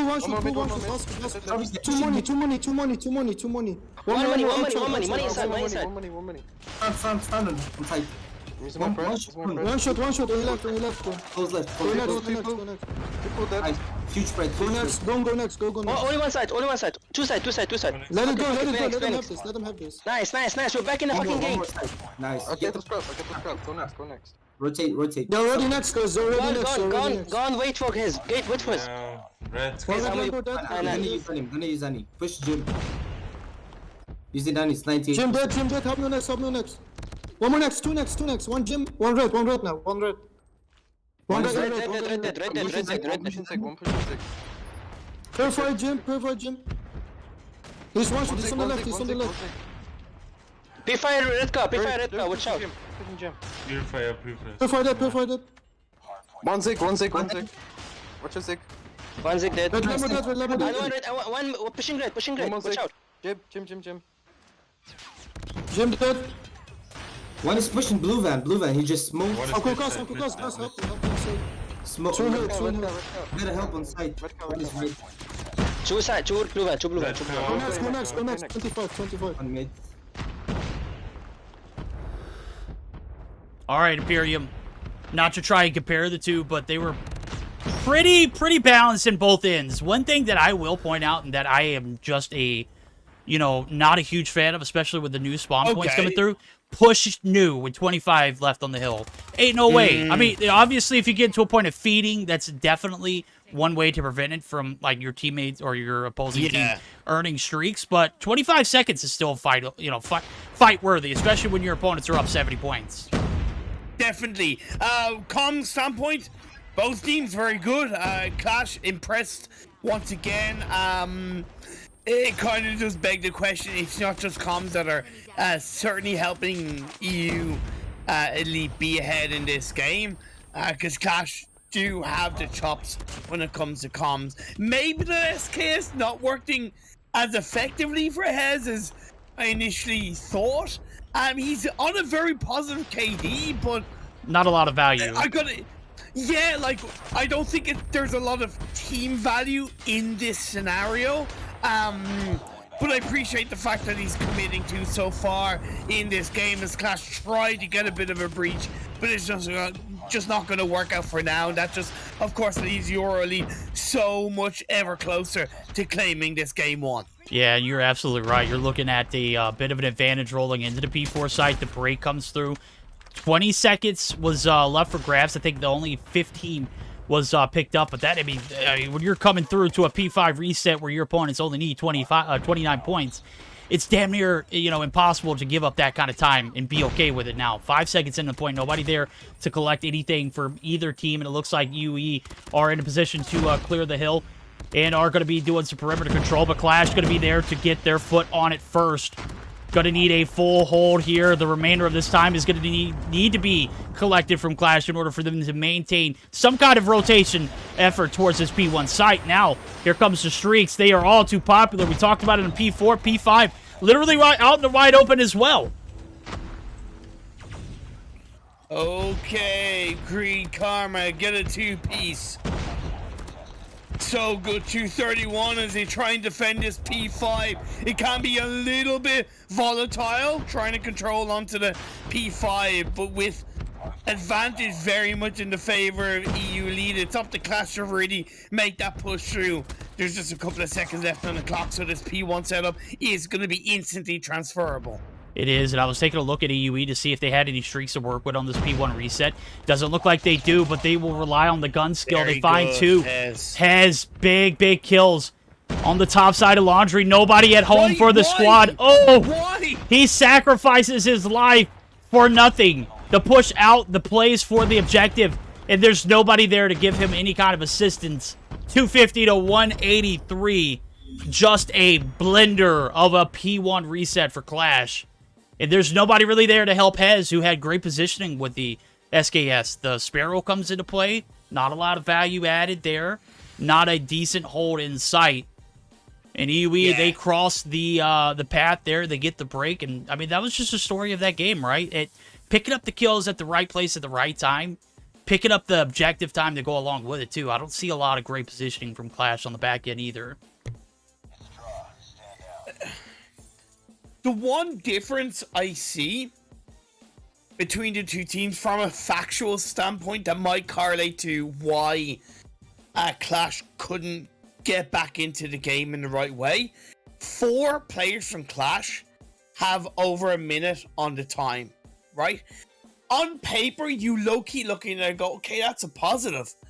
But you do also need the players outside of the hardpoint to stop any kind of breach to come through, right? And if you look over onto the side of EuroElite, 3 players on over a minute, but the other 2 on 38 apiece. That allows me to think that Rick and Says were doing more to shut down Qlash in the right way to allow the rest of the team to make use of those hardpoint objective control and stop any kind of successful breach from Qlash. That's at least what I take from what's on paper. No, I completely agree with you.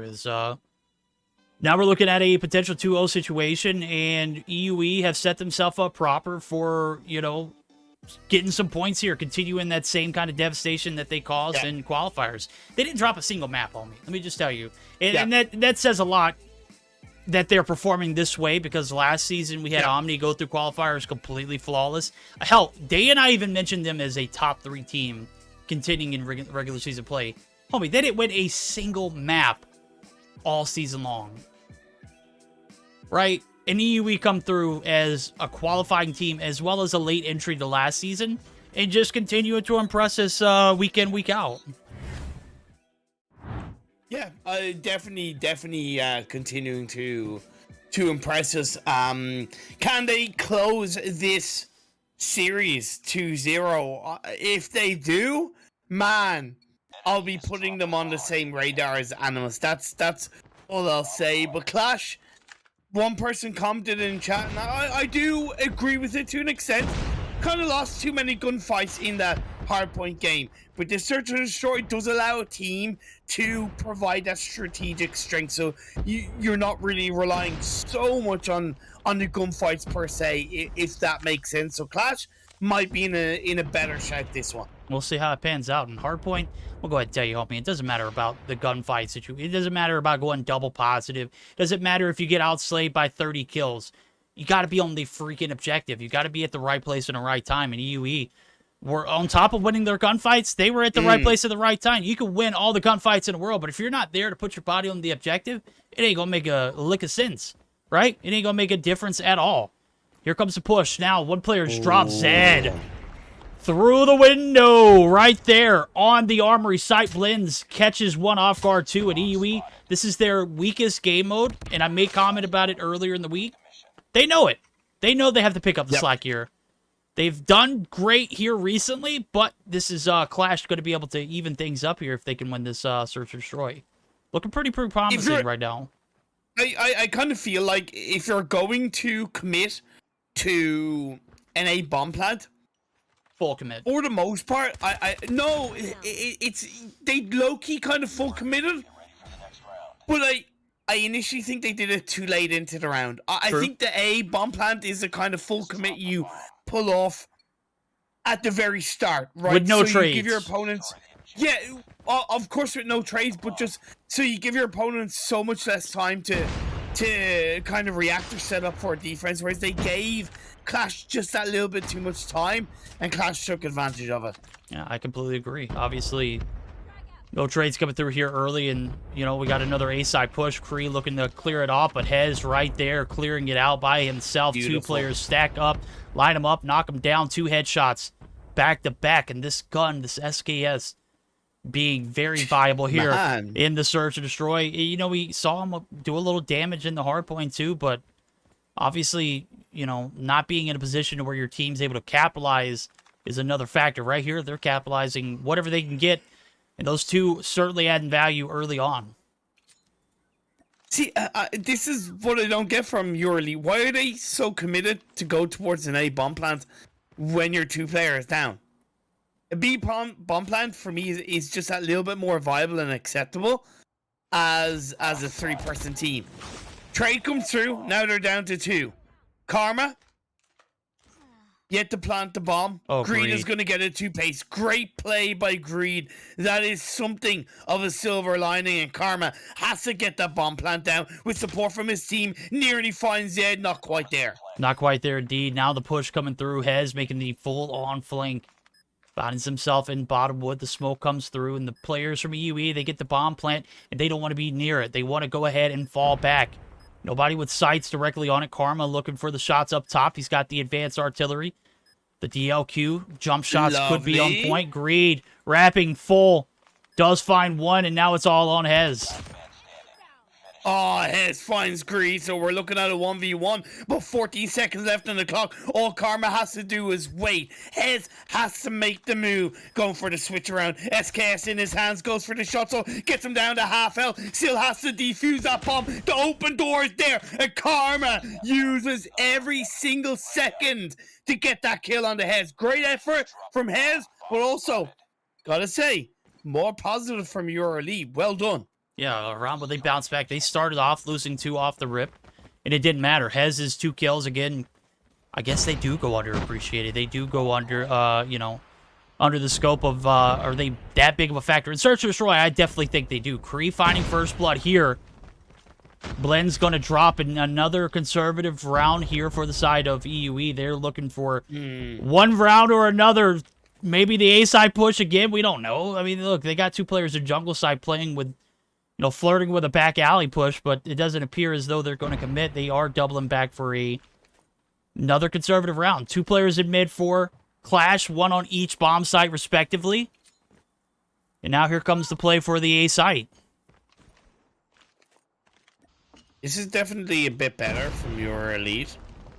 You're sticking to the A bomb plant. Says gets a kill on the Hez, so it opens that door a lot more heavily. This is where I really do agree with an A bomb plant, right? You got 3 players down, you got all your players up. It's just up to Storm and Zed to do something. He's gonna possibly be able to find the legs of one of the players, but that player does dodge, duck, dip, dive, and dodge around the side as that bomb plant comes through. There we go, the 5Ds of dodgeball. If you watch NA broadcast last week, I had a little bit of a blunder saying dodge, duck, dip, dive, and dodge. I said the D word, but it was not duck, homie. It was replace the U with another. And bro, we had a D slip on air, and it was kind of funny. I'm not even gonna lie. They didn't cancel us, so we had a good laugh, and everyone in chat. Was it Daddy? Yeah, it was. Yeah, Daddy has one, indeed. Yes. Yeah. Okay, so dodge, daddy, dip, dive, dodge. Yeah, it was a lot of foreplay in chat that night, homie. Let me just say that. No teasing either, bro. We delivered. Well, one way of heating things up, I'll tell you that much. Proud of you, buddy. Proud of you. And also proud of EuroElite. They do take the lead, and this is the push for the B. Bomb side. This is the kind of thing that I wanted to see from EuroElite. I like it on this round 3. I think they could have waited another round, but again, I want to see that variability. I can't be disappointed, and they are taking every single advantage of it. R&D, 2 players drop, but 2 for 2s come through. Storm on the flank here through the front side. The body shots, Rick. Homie, I asked for toxic. Yes, that is toxic. I love it. Trades are through. Gone. 1 health is going to be dropped there, and it is all on Zed yet again. The shots through. Says, how the hell did you get in tower? Nobody even saw you. Not even me, and I can see everybody on the map. You sneaky, sneaky dog. I don't know, but again, that was like EuroElite's most aggressive round, and yes, the kind of trades were there initially, But EuroElite didn't let up, and that power really showed, and you even saw the aggression from Rick with the body shots. That's, I don't want to say that's frustration, but that's kind of like determination. That is, hey, we really want this win. We want this 2-0 series. Well, 2 players drop instantly. The body shots, Qlash, they take them personally, homie. They are buckling up here for a little bit of a comeback now, as they've got 5 players left standing. Says, Greed, and Rick left to do the deed for the side of UE. They have been 3 rounds in a row perfect. Almost. I would say perfect. You know, you win 3 rounds. It doesn't matter how you win it. It's a matter of getting the points and rounds up there. And right here, scoreboard reflects it. They have been 3 in a row and looking to make it 4, but they lose out on 2 early. Can they regain composure now as a minute has passed off the clock and another conservative round has led them a little clueless on which way they want to push? And I think they're just going to be content with holding wood here, as one player is still on the A long sites looking to clear the path. Doesn't get any info that indicates anybody's there, but Zed is surely right there in the window. Well, they have time, despite being 2 players down. They do have time in their hands, per se, verdict. But they, of course, need to find that opening kill, right, if they're going to do anything about it. I still don't agree with the consistent A push, as you have 2 players down. They proved me wrong on a previous round, but I do put an air of luck. Rick goes through the bomb plant. However, Blends gets a kill on the Says, and now Greed has nowhere to go, and that is prime example of why an A bomb plant, when you're 2 players down, makes 0 sense. No, it doesn't, right? You don't get any trades. You're getting collapsed on from every rich angle. You're trying to look for safety inside trailer. Oh, there it is. It's compromised. There's already a player there. The body shots might backfire now as Qlash. Again, they took it personal. That's up. Wow. Oh my God, Zed, homie. What the freak was that, bro? Did he nade himself there? Talk about making a comeback and you start off with one player just taking his own life. I mean, he just couldn't handle the pressure, homie. In the words of Prodigy, you can feel the pressure. I'll play the game, I'll test you. And this is Sage just testing his opponents. Gets the last kill on the Storm, and that is 4-2 in the favor of EuroElite. Talking about getting some momentum going on after that body shot round. They took a big round last. We flipped sides and literally shooting themselves in the foot. Not metaphorically, not rhetorically, but literally killing themselves off of a chance of a comeback here. First round on the attack, drops, fails, falls right on their face. Rick continuing to do Rick things, and my God, he doesn't need a Morty in this sense. He has just found success here, but is going to be taken down. Storm catches him out lacking there in the front side of wood, and obviously when you're aggressive, you're going to find yourself in sticky situations like that, and that was the price that he paid to get that 1 kill. Hez with the bomb in his hands, SKS as well. 2 loves side by side. SKS and Hez, name a better duo. Certainly proved himself with this gun. Good few headshots on board as Karma finds one of his own onto Zed to at least give the body advantage back over to EuroElite. They are 4-2 off. 1 more point, and it will be game, set, match point. Storm stands up, stands tall. Stands tall, takes out Karma, the bully of the lobby. My guy was starting to heat up, bro. He was on a baby burner. He had 2 this round, looking for that 3rd. Gets a little anxious, continues to peek that same angle.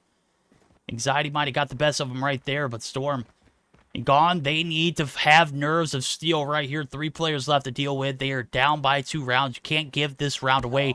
My God, Kree. Through the wall. Through the wall. Are we just blatantly doing the thing right here? Is this rage mode activated? 100% EUE. Now gone. Left on is on. Can he make some shake? Kree still peeking that same angle. Oh, no. It's info, though. EUE gets it, and now it's just a time for they have to push out. Says waits patiently for that 1 through cubby, and we are on match point. Just the switch up of aggression from EuroElite across the second half of this game has been so good, and I think there's more to it than the meets the eye, right? I think there's a lot of, hey, look, we will slow the pace to begin with, give our opponent a little bit of force and security, and then boom, in it comes, and very well played as they get another on the heads, and instantly the star comes through. Rick with another. This is game, set, match point, and EuroElite don't want to waste any time. Oh my God, there it is, Rick, finding the last two, ladies and gentlemen. That is it for Qlash. Their hopes for a comeback, they're going to be put on ice. 6-2 win. It was close, but homie, those last 6 rounds in a row, just ridiculous. No, they took one. Qlash took one before we flipped sides. Yep. They took one in between. They took one at the beginning. Yeah, man, I don't know. We are a different breed now. Obviously, the Search and Destroy has been a game mode that I said that they struggled in the past. They have made tremendous progress and continue to dominate some of these qualifier teams. Hell, I put them in the contention for, you mentioned it earlier, comparing them to an Animus. The comms certainly put them up there. I want to be a little bit harsh to Qlash. That was a bit one-dimensional overall across both games, and I think it was a little bit underperforming from Qlash. I still see the potential, and that's the thing. This was, to me, Qlash on a bad day, so I don't think it was the biggest test for EuroElite. But that doesn't take away from, like I said, the swing up of aggression from EuroElite, the turnaround, the calls at the right moments, and the comms. They're a very stable, well-rounded team, and they're on that right path to be up there with the likes of Animus and Nova. So bring it on, EuroElite. Keep that growth coming. There we go. Talent just continues to impress us. Every season, man. Every season we see, one team step up and be that Cinderella story. EuroElite, we didn't think was going to be that Cinderella story last season, as they made, I think with a week or two left in, get thrown in the mix. And then I jumped into VC and I was like, oh my God, we got a diamond in a rough, chat. These guys have potential to do great things. Yeah, we have just yet to see that, put into play for Mobile Mayhem. I've seen them in other series, other tournaments that I won't list. They have beaten, Animus. They have beaten 117 Not Found. They have taken maps from Nova. Well, never mind. I don't think they've taken maps from Nova. Sure. But they have a lot of promise, and that is the 3rd series of the night, and that is where we're going to call it for Imperium. I think this is where you're going to step away, and we're going to jump into that previously aired series that Nova and 117 Not Found find themselves in on yesterday, and we couldn't get in on Tuesday.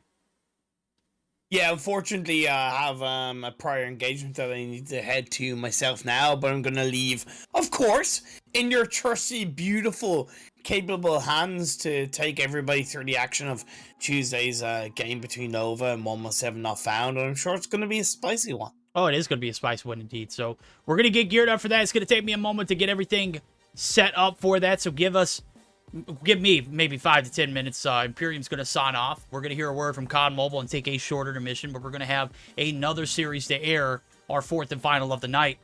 Imperium, well, you have a great weekend, homie. You enjoy the rest of your night, and we'll see you on Tuesday. You beautiful being. Love you. Love you too, homie. That's right. That's right. We kiss the homies goodnight here, okay? All right, we'll be right back after this word from COD Mobile.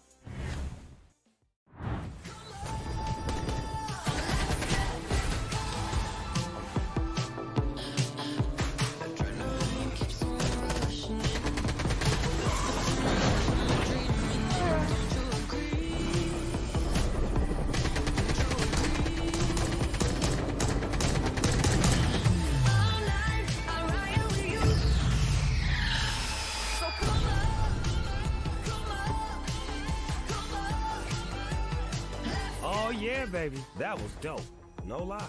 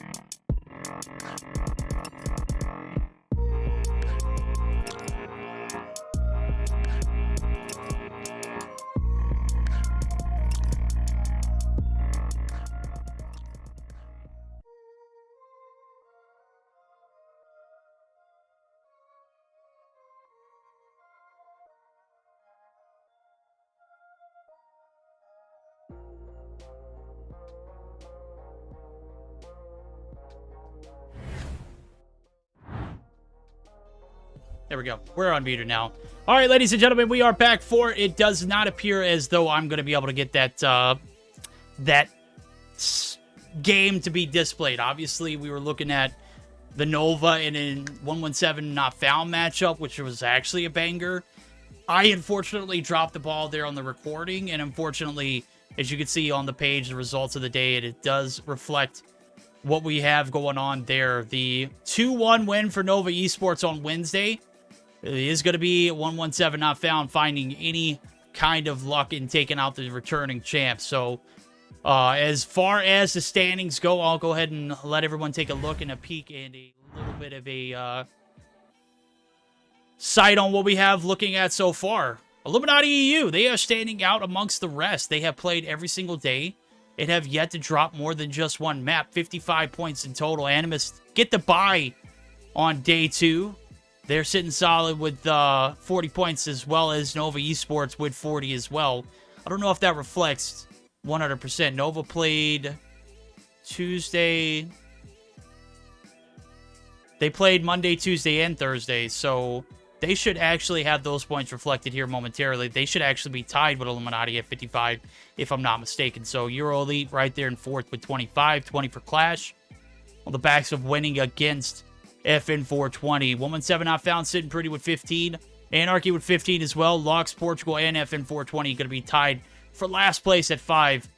And that is going to bring us to our end of the night. Week was successful, chat. Got to give a huge shout out to all the mods who come through and make this happen. All the admins, 100% coming through. And a big, big warm welcome back to my man, Imperium. My guy showed up and showed out for his debut back in Mobile Mayhem. Never felt better. So we're going to get geared up for a raid. Don't go anywhere. Make sure you tell them that Verdict sent you and that we are going to be back live Tuesday. Be sure to check out the nominee for tonight's action for the Mobile Mayhem NA side of things. I will be co-casting with him as well. So that is going to do it for us tonight. We will see you back on Tuesday. All right. Catch you then.